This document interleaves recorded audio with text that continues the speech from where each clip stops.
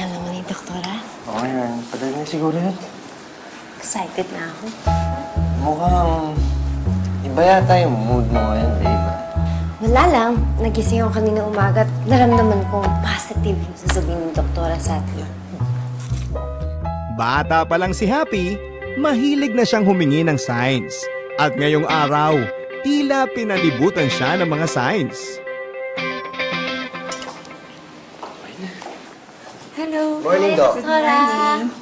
I'm sorry to keep you waiting. Okay lang po. Hold on, I'll just get your result. Ano pong balita?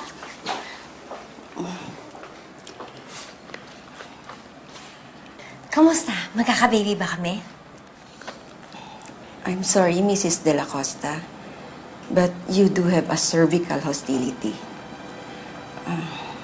Mahihirapan kayong magka-baby ng inyong mister. Di ba may mga ibang paraan naman?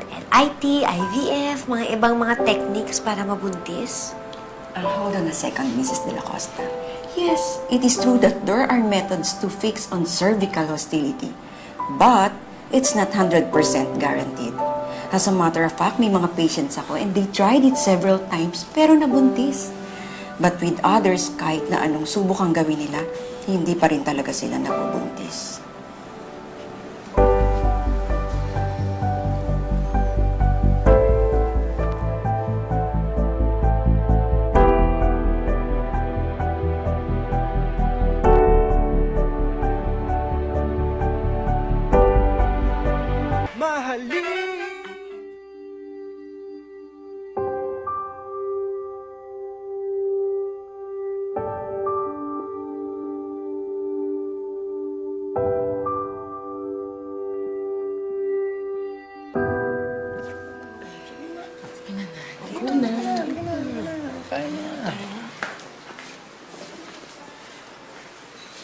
Anak.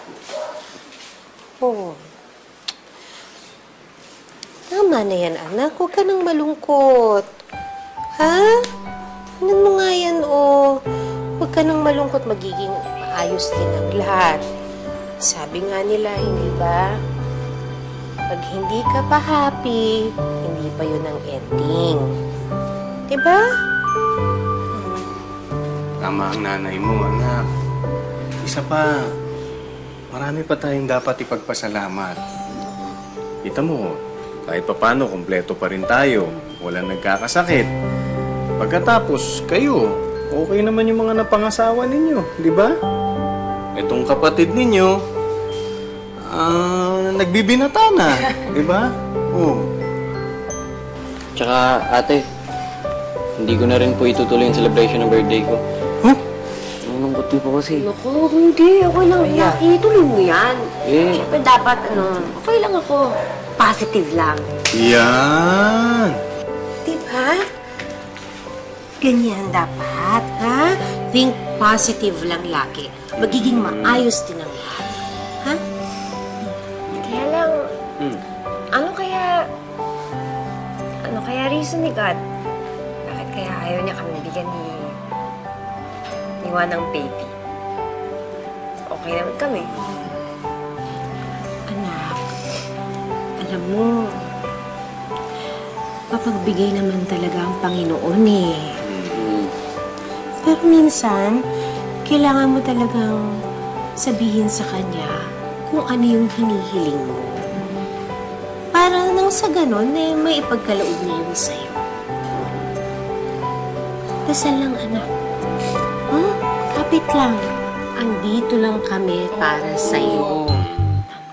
Oo. Tsaka lahat binibigay sa tamang oras. Kailangan kamukha ko yung magiging apo ko. Ha? Diba? Oh. Ano ka na dito?